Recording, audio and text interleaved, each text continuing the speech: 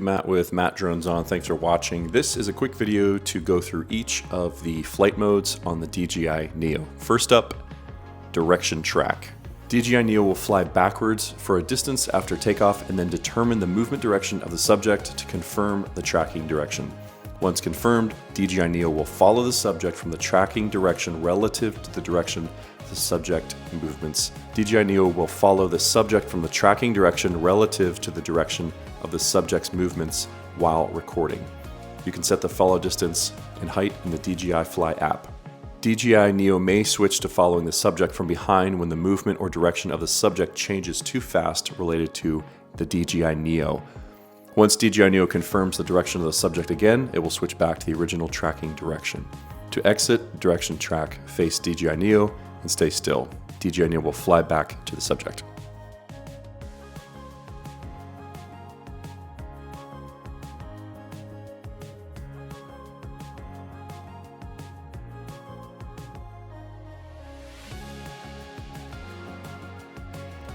Dronie mode.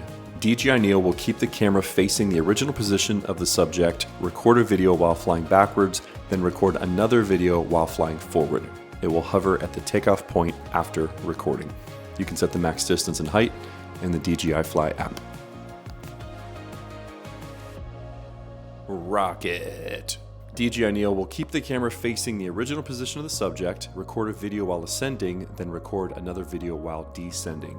You can set the max height, enable or disable the rotation of DJI Neo when ascending and descending in the DJI Fly app. Also great for spotting bald spots that you didn't know that you had. Circle. DJI Neo will keep the camera facing the subject, fly backwards to the present distance, and then begin circling the subject once while recording automatically. It will hover at the takeoff point after recording, and as usual, you can set the distance in the DJI Fly app. Epic.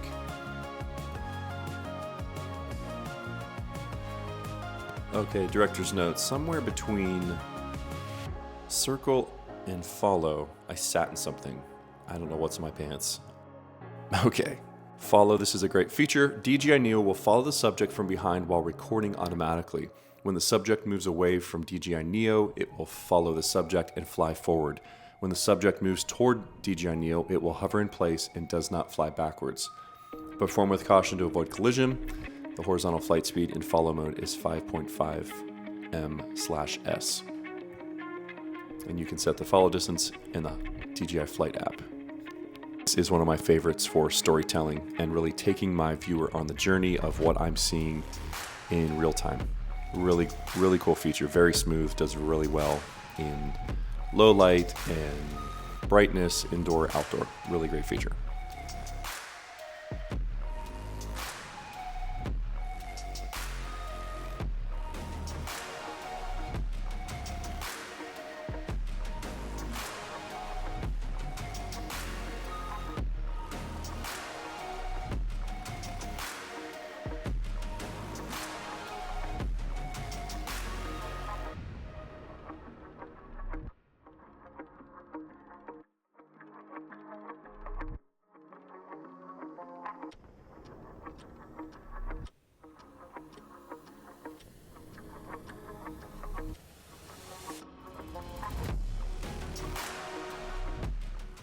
Spotlight is really cool. It acts as your own personal stationary camera person. DJI Neo will hover after takeoff and record a video with the camera facing the subject. You can set the camera mode to photo or video in the DJI Fly app. When set to photo, the subject can trigger DJI Neo to take a photo automatically by maintaining a fixed pose for 3 seconds. Really cool. For this feature, I used it on the basketball court, and from my shooting abilities with my friends, you can see that I'm not good at basketball, but I do love flying drones. I'm more of an indoorsy guy, as you can see from my lack of basketball skills.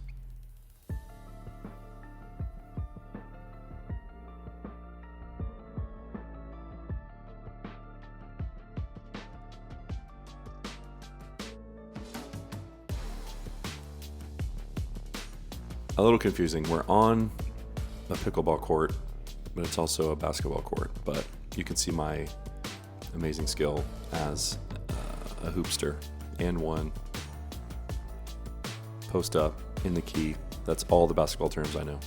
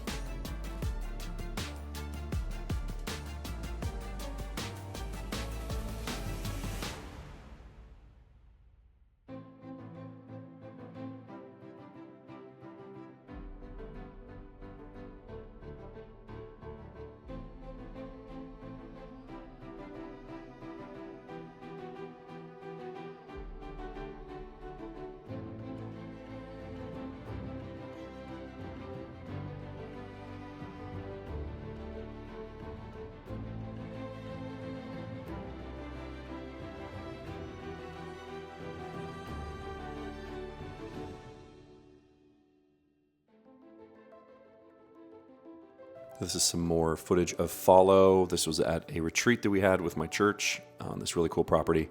I took it out there.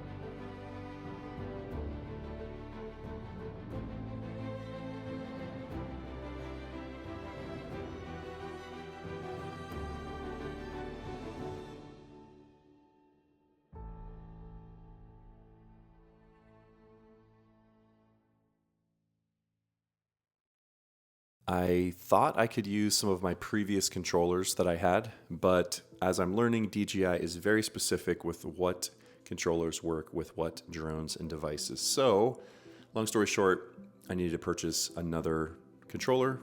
The DJI Neo is compatible with the DJI RC-N3 controller. It's a really great controller. I don't love that you have to use your phone for it, but you can also upgrade and get much nicer, more high-end controllers that are way more expensive. But I think for that, with the viewing screen and everything, is awesome, but it's also overkill, personally. If I'm going to invest $400, $500, $600 in a controller, I'm going to use that to control my Mavic 3 and not my $200 Neo. But I would highly recommend it. This isn't an ad. I'm not getting paid yet. Wink, wink from DJI.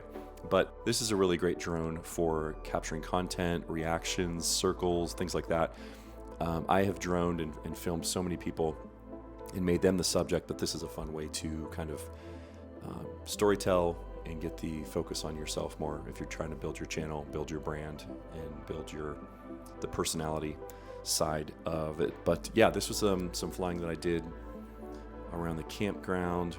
Really smooth. This is set to 4K, 30 frames per second. It's not going to be better than, of course, a Mavic 3 or anything like that, but really good coloring, pretty sharp. With the controller, you also have the pitch down, which will give you the straight down feature, and you can see it's actually pretty sharp here. Captured some really good content there. You can also switch and toggle between photo mode as well, and in this video I've got a couple photos.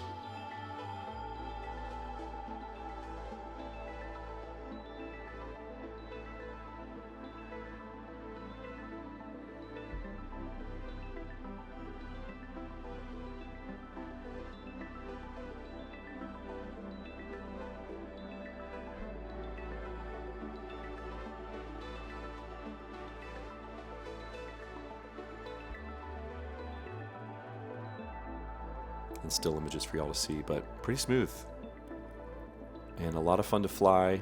It's a great way to begin. It's a great way to start with the enclosed propellers, and the propeller guards is great. Makes it feel safe.